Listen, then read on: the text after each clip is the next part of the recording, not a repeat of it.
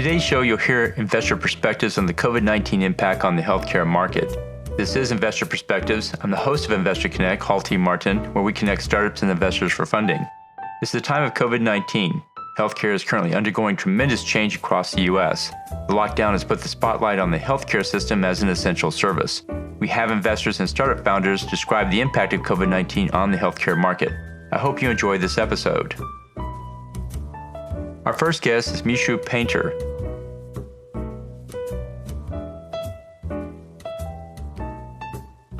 That's a particularly important topic to me because I'm also the founder of a company called Blue Therapeutics, where I've been the CEO there for the last 5 years, trying to develop non-addictive painkillers. So I've kind of been on both sides of the table, if you will. From an investor point of view, I think it is really a really exciting area because if you look at it, pain as a whole, I think has the largest discrepancy between its kind of unmet need, the number of patients that are in pain, have various forms of pain, the healthcare burden in terms of the financial cost to society, and a gap in lack of funding. So actually, it's an area I think is just very primed for new solutions across the board. And I think that's extends well beyond the kind of opioid crisis that we're all familiar with by now. I think the problem of pain goes back many decades before that, where we just have not had good solutions. We've had sort of broad, not terribly effective strategies. But I think now, we really need to develop better precision in our therapeutics, whether that's treatment specifically for women in pain, making much better and more rigorous non-drug approaches towards pain as another thing that you're going to hear about. And also there's a huge need for just better diagnostics and biomarkers because right now we're relying heavily on just patients' own feelings of things, which is always hard. So in short, I think that I'm very excited as an investor by the space. I've helped to lead an investment personally recently in pain. And I'm excited to hear more from these two companies. So thank you. Our guest is Steve Shapiro of eHealthVentures. So let's talk about the healthcare trends. We're coming out of the lockdown from COVID and still moving in various stages of reopening, and just wanted to see, and of course we know COVID-19 has changed many things in the world and no more so than in the healthcare space, but more specifically, we're trying to figure out what has changed in healthcare and what's going to be the new investment thesis going forward. And so if you had to talk about what was positively moving forward and what was negatively impacted by COVID-19 in the healthcare space, what would you call out? So one of the negatives is with hospitals, their highest margin is on optional procedures and non-critical procedures, and they've really been delayed. So many of the hospitals around the country, their cash flow has been severely hurt by COVID, and they have to rethink, and a lot of them are cutting back. And a good example would be on adding new facilities, as healthcare is just being reimagined now, and a lot of it, as we'll talk about later, is remote. So I think the build-outs and the construction and facilities is changing. And the hospitals, unfortunately, are suffering, many of them financially, just because they've had to reassess their priorities. But there's been many, positive changes. I mean, we hear over and over again how fast technology has happened. We're in hyper speed in the healthcare sector. And let me give you a personal analogy. For many years, I was in the cellular phone business. And back in the 1980s when I got in, when you think of a phone, you think of a physical location. So when you have someone's phone number, you're calling a place. And through cellular phones, they've totally changed the way we communicate. Your phone number is you, no matter where you are or when you're accessible. And that's what we're seeing happen in healthcare, where we used to say, I have to go to the doctor. You go to his office. Or I have to go to a hospital. You go to a physical location. And I think we're seeing some of the evolution happening in healthcare, just like I experienced in the cellular phone business. And I'd like to give some examples. I've thought about it a little. So one area that I see is growing in importance is triage. So triage is, how do you determine who should be seen when they should be seen with a healthcare problem? A good example is somebody calls 911 and the operator answers and they say, I have this healthcare problem. More likely than not, they'll send an ambulance to wherever they are and they'll go to the emergency room. Is that the best utilization of our resources? And so through triage, we're rethinking that. And I'll give you an example. There's a company that I'm working very closely with, a startup called True Triage. And they use software and a whole set of tools to reimagine it. So if somebody calls 911 and it's not life and death situation, the 911 center hands it off to True Triage, and they will have a nurse answer the call. All of the data from the 911 call will get transferred to them, and they'll make the right decision for that particular person in the situation. It may be an Uber picking them up and taking them to a CVS or somewhere local to treat them instead of the emergency room. Or it could be a telehealth call. Maybe they don't even have to leave their home. So that's one example, I think, of how positive things that are happening and how we're getting better utilization of our resources and hopefully provide the best healthcare solutions for people. Another area that has dramatically gone up is with mental health. And, with the recession going on, with people being laid off, with all the uncertainty that we hear, there's a lot of people are going through mental health issues. And I've heard statistics that up to 53% of adults are going through some type of depression or sadness. So how do we help that? And I think another time, technology is helping. There are many apps on the phone. You get biofeedback. I saw one company that can analyze the tone of your voice to see if you're depressed and maybe send an alert out to loved ones. So, that's an area with addiction is increasing with nicotine, alcohol, opioids, and to really use biofeedback and evidence-based therapy to work with that. Another big area we hear every day in the news is population health. What is this? That's how we identify hotspots through your phone. As you know, there's apps now, and some countries are requiring it, that if you come in contact or you pass somebody, your phone passes somebody that has COVID-19, it'll alert you to that fact. And they're able to track where are the hotspots in this country or anywhere in the world. We're using a lot of predictive analytics to determine what would be the future hotspot. And let's try to get ahead of this thing. So this won't go away with COVID. I think this will be a great as other things happen and to better control population health in this country and in other countries. You can intervene. There's a lot happening here with cyber security.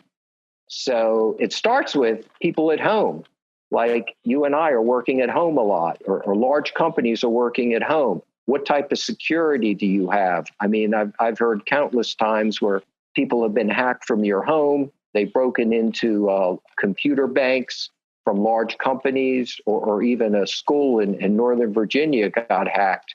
And a lot of information's going out that shouldn't be there. And a lot of it's because people are working remotely now.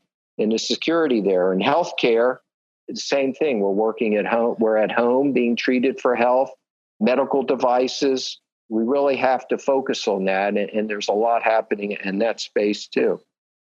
So there's many changes coming out now. And if you had to pick one or two that you think are going to be the real game changers, what would you put at the top of the list? Well, that's obviously telehealth. I'll give you a good example. I just read yesterday that PIO for Medicaid prior to COVID-19 they had 1,000 claims per month in Ohio, and it is increased to 2.6 million a month. In the mental health sector in Ohio, they had 4,000 claims per month before COVID. Now they're seeing well over 1 million and a quarter per month claims that are going. That's affecting millions of people. And I think we're seeing a big explosion. And there's so many reasons for it. One interesting reason it happened is under the current administration, they did a public emergency legislation to promote telehealth. There has been 31 temporary regulatory changes to make telehealth more accessible. And for example, that if you're in Texas and your doctor is in Arkansas, you couldn't do that before. There would be no reimbursement or just didn't happen. Now they've cut out the state barriers and you can, no matter where you're located, you can get a health provider anywhere in the country. They've relaxed, for good or bad, some HIPAA enforcement. HIPAA is kind of how secure it is. And so it's not that they're not secure, but they're not auditing it nearly as strong as they have. Other things is reimbursements for doctors. I went 2 years ago to my doctor and I said, have you done any telehealth calls? Because I'm in this sector. I know the value. And he says he hasn't done any because he won't get paid a penny if he does a telehealth. That was 2 years ago. Now it's almost all telehealth because now they're getting paid for it.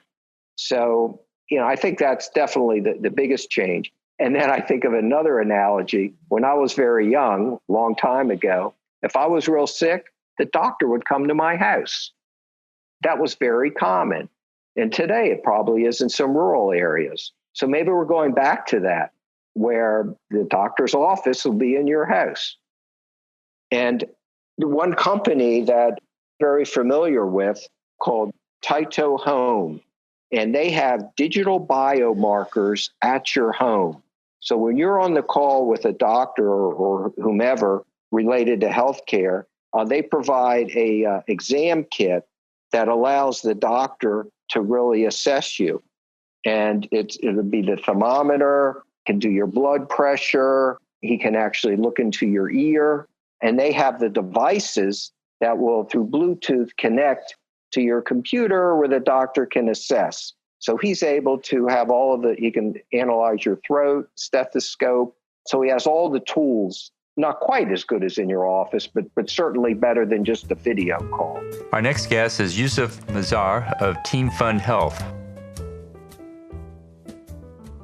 We see that some sectors in healthcare are accelerated by COVID and some are deaccelerated or impacted negatively. What can you say is an overall trend out there that is changing it in a positive way? Yeah, great question. As you mentioned, TEAMFund is very much focused on medtech. And so that's kind of our sector expertise and where we focus. And given what COVID has taught us, never really in our lifetimes has medtech and diagnostics been so relevant and important. Ever since February, it's really been kind of top of mind on all fronts. Unfortunately, what this has also done is it's kind of highlighted and made transparent also some of the inequities that exist in healthcare, not only in developing markets but within developed markets as well. So I'm happy to give you kind of a global perspective on what we see, not just in US and other developed markets, but what we see in emerging markets as well. And again, as you mentioned, TEAMFund's mission is, in fact, to provide access to appropriate and affordable medtech to patients in low resource settings. So we are actually looking at things across the globe. And in terms of maybe dissecting a little bit further your question, the subsectors that we think most notably have been positively charged as a result of this are telemedicine, remote patient monitoring, and point of care diagnostic tools. I'm happy to get into those segments further if you'd like, but I'll turn it back over to you if there's a follow-up there. Let's dive into that. I think telemedicine is pretty clear, but can you talk in more detail about the other two and what you see there?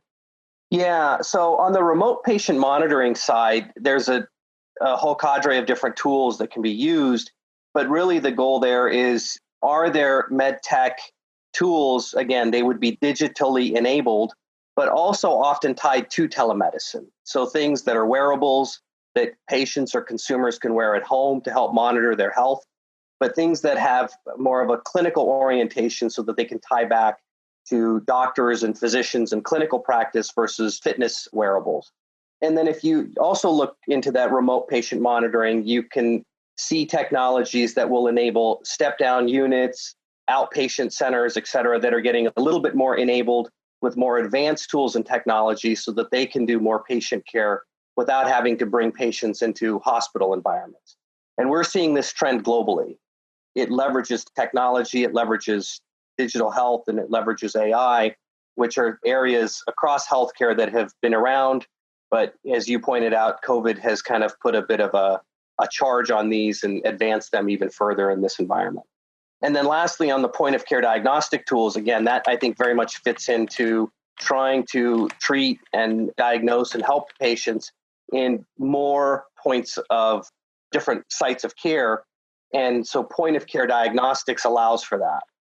So serum tests, other types of diagnostic tests that can be done through lesser trained workforce and in non-hospital or non-clinical environments really helps a lot. So when we think about US markets, these could be CVS and Minute clinics that can now do point of care rapid tests and provide you results. And then in developing markets, these could be rural locations or community health sites, things like that. What sectors did you think get impacted negatively? What are we going to lose because of COVID in the healthcare space? Yeah, that's a little tricky because I think what we're seeing is obviously a different way of the way that we're all kind of consuming our healthcare today. But as things slowly go back to normal with a vaccine and so forth, then those things will pick back up. But I think in that interim, where I do see the challenge maybe is not so much sector specific as it is stage specific. So in other words, if you are a medtech startup that is in an early commercial phase right now, I think it is very challenging to get pilots off the ground, to get your early customers, the adoption that you are looking for that's so critical for your next round of financing and to validate your product. So in my opinion, I think there's a stage risk there that I see as being a little bit more problematic rather than anything specific in a sector. Our next guest is Stefanie Wojciech, Investment Manager of Life Sciences and Healthcare at LBBW VC. What would you think the overall impact of the COVID-19 has been on healthcare? It turned out to be or to have a positive impact on investment in the healthcare sector. I mean, of course, in the beginning, when there was this uncertainty and everybody didn't know what was going on and what was going to happen, of course, we also had a lot of uncertainty for our portfolio companies or for also other companies that we were following for potential investment, principally due to the fact, if they are in therapeutics or medtech, how COVID-19 would affect their clinical trials. So this was the uncertainty. And I think the first negative impact we were seeing, wondering whether clinical trials would be delayed, would be interrupted, or anything else. But this has been solved for most of the companies. I think after 2 months, they could start again with their clinical trials. So this negative part was solved. I mean, currently, of course, it can happen again that clinical testing will be interrupted. But yeah, it was only a small and short-term impact when I think everything in the world was kind of what's going to happen next. Well, so for the short term, everybody wants a vaccine as fast as possible, and I'm sure it'll come out in a safe way. The question I always have is, what impact on vaccine development, positive or negative, that you think COVID-19 has on future vaccines? Are there tools coming out that are going to make it better, more efficient? Do you think the regulatory agencies are going to become more streamlined in making approvals or recommendations? What can you say about the overall result for improving vaccine development that may come out of it? Yes, I think it's really the case that COVID-19 will speed up vaccine development and will allow to much quicker test different approaches that are existing. and that have not been tested in humans before. So this is really a good advantage for science in general, that, for example, as you see all the RNA vaccines, be it Moderna, be it BioNTech, or be it CureVac, I'm citing also the German ones, they have completely new approaches that have not been tested in humans so far or have not been successful. So we much quicker come to a proof of concept or not, be it successful or not, of these new technologies. So this will be really great. Hoping, of course, that these new technologies will also turn out to be successful, or otherwise, if they're not successful on the first time, that there are ways to quicker adjust these new technologies in order to make them successful. Well, then on the negative side for vaccine development, if they rush this out and it doesn't have too many adverse implications, do you think they might do that with future vaccines where there are, in those cases, tremendous downsides or negative impacts from it? What do you think the risk is there? Yeah, of course. As you say, there's a huge risk then, because everybody wants to rush and maybe they do not think through clinical trials thoroughly. So this might be the case that in the end, those clinical trials either will be negative just because they haven't been well thought through, which you would do otherwise if you had more time. And on the other end, of course, what you say, if, for example, we have those vaccines and they're going to show some negative effects after like 1 year, this is going to be, of course, terrible. So it's a tough balance to find, especially for the regulatory authorities, to deal between make things happen quicker than before because it's required. And on the other hand, of course, also be able to, still ensure the security of everyone who's taking it. So, I mean, there are some strategies like saying, okay, you start with giving it to people in risk population that either that only can win if they try a new medication. So, as it is the case for cancer patients, for example. Yeah, but still it's an important balance to have. I mean, as we know that healthcare in general is bearing a lot of risks and you try to make things slow. Now we see a little bit of difference, but I think still the authorities are doing a good job to ensure that safety is still the priority. Well, you see many companies and countries competing to be the first with a vaccine. I don't see many collaborating. Maybe they are. But what's your take on that? Which is better, to have strong competition or stronger collaboration? And based on what we're doing now, which way would you want to move it between competition versus collaboration? Yeah, I think there should be more collaboration, of course, because in the end, it remains a human goal to find a vaccine against the coronavirus. But unfortunately, this is not completely the case. But I mean, we still see a lot of collaboration. Then we always have like big pharma companies that align with those biotech companies. So still there is some collaboration, but it's, I would say, the usual collaboration. So I haven't seen any changes in the way of collaboration. I mean, we always had this before, that a small biotech company and a big pharma collaborate together to test a new drug. But we do not have a lot of collaboration between the biotech and between the pharma. So. And our next guest is James Lancaster of VIC Technology Venture Development. We've gone through COVID, lockdowns, and then in various stages of reopening now. And just wanted to talk with you today about the impact that you saw, and particularly on the healthcare market.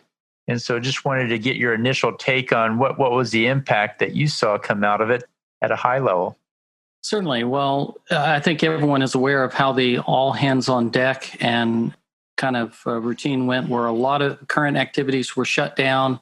A lot of new activities like massive refocusing on vaccines, a massive investment and trying to accelerate supply chains and personal protective equipment and so forth. So there's a whole lot of redirection that involved literally moving assets and money from one effort to another, which always creates a disruption.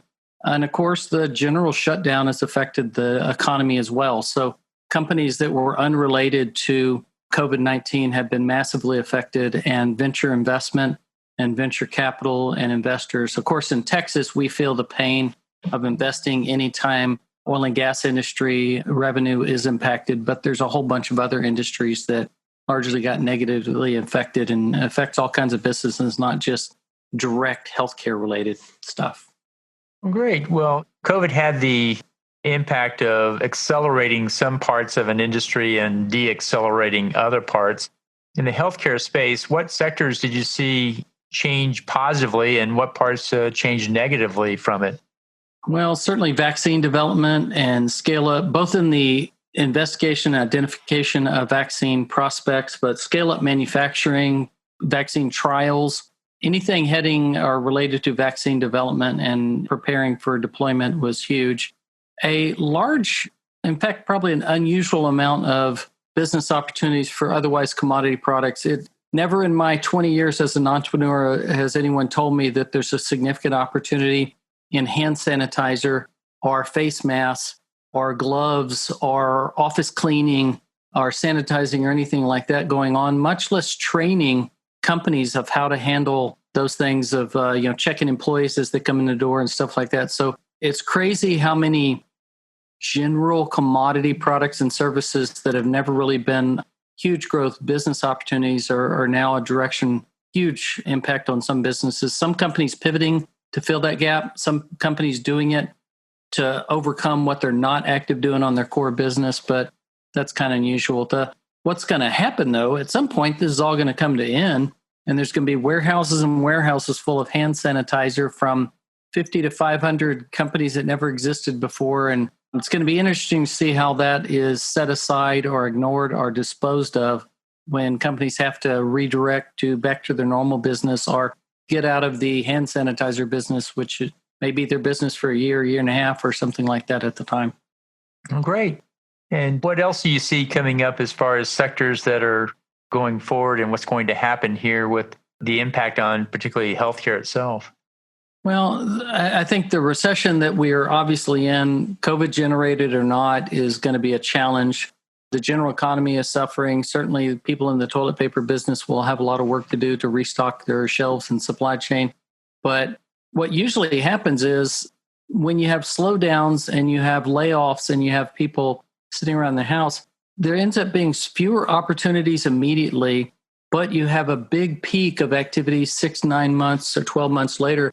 Because all those people, those talented people, smart people that were sitting around laid off, start thinking about a new opportunity. And they may end up launching a startup 6 to 9 or 12 months from now instead of going back and getting a day job, or they may just lose faith in their day job and do something else. So of the 2 or 3 recessions I've been involved as an entrepreneur, the unexpected new activity and innovations that came out kind of have an echo effect. So I think that'll be great. And that's what helps pull you out of the recession, which is when those startups that came out of it start operating.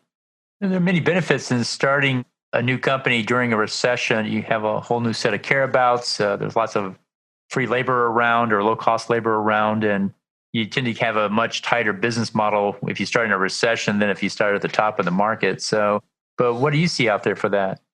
Well, I love working in recessions because as much challenge as you may be going through, your competitors who hypothetically you think aren't as well managed as your venture are probably feeling it worse. Maybe they're less prepared. Maybe they didn't see it coming. Maybe you're just more nimble. So I love recessions as an opportunity. Number one, to sit back and think of new ideas. Number two, to take advantage of the fact that your competitors may be more hindered or slowed than you getting through that recession. It's a great opportunity to clear the deck per se and get a fresh launch. Thank you for joining us today. As always, be sure to leave a review, subscribe to this podcast, and share it with others. Let's go start up something today.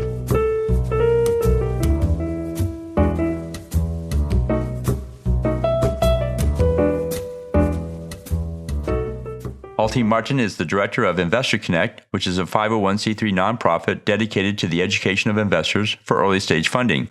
All opinions expressed by Hall and podcast guests are solely their own opinions and do not reflect the opinions of Investor Connect. This podcast is for informational purposes only and should not be relied upon for the basis of investment decisions.